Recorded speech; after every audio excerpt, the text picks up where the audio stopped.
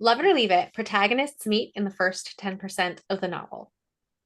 Oh, yeah, love it. They have to. I think we have less attention spans now, but I think before you could get definitely his point of view chapter, her point of view chapter, then then maybe ease into it. I think now people really expect them to meet sooner. So I want them bumping into each other and fighting on page one. Like, admittedly, that did not happen. Saying that did not happen in my prologue, did I? I did not practice what I preach. But that was setting up the whole 3 book series. Normally they meet in the first chapter. Yeah, well, prologue is usually not even page number one, it's page number I. That's true, exactly. So we haven't started at chapter one, but I know technically you shouldn't really do a prologue, but I couldn't resist, and I talked them into it. So Yeah, absolutely. All right, love it or leave it, dual point of view narration.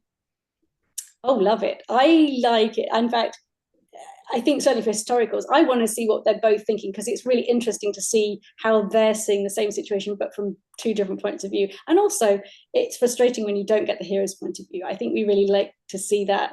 And even if, at the outside, he's giving absolutely nothing away, at least inside, if he's a complete mess of disaster in love with it, then we want to see that. We love that. So, yeah, love it. All right, love it or leave it, third person past tense. Yeah, leave it. I think fashions have changed. I don't hate it, but at the same time, yeah, I don't write first person though. I think first person reads younger. So I think lots of YA, they all expect first person, lots of contemporary. I write third person. Ambivalence All to it. Let's leave it at that. All right, love it or leave it, third act, breakup, or dark moment.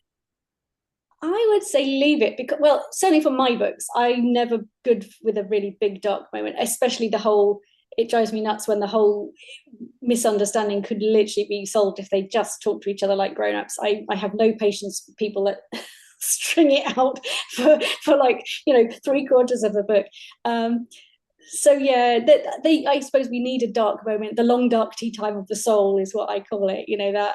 That always lost moment, but it doesn't have to be that dramatic. Mine's normally the adventure arc and the romance arc are usually at the lowest point at that point, and you've just got that final get over it and win the day kind of thing. So yeah, I would leave it in terms of really dramatic third act breakups. Yeah, all right. Love it or leave it, always end with an epilogue. Maybe the end of a 3 book series, it's sometimes nice to have an epilogue. I tend to put, well, I suppose 50-50 actually, now I think about it. Some books really, it feels like you need an epilogue for whatever reason, however you left it. I tend not to be an epilogue like, oh, by the way, 3 years later they had children and they were super happy. Because that's not necessarily what happiness looks like for a lot of people.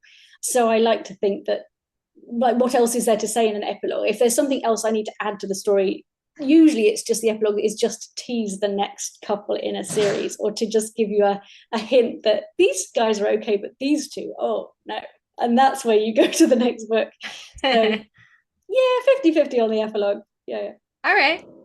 Love it or leave it, share research in your author's note. Oh, I'm so lazy. Leave it. I should. I should love it. I should, because there's so much. I tend not to do it. I don't even do author's notes usually. Normally, if you follow me on social media, I just put it up there. And if as I'm researching, I'll put, hey, this is a cool thing I've just discovered. Or I'll, when a book's just out, I will talk about the things that, hey, did you know there really was this break by this guy called Henri Lacourtin, whatever.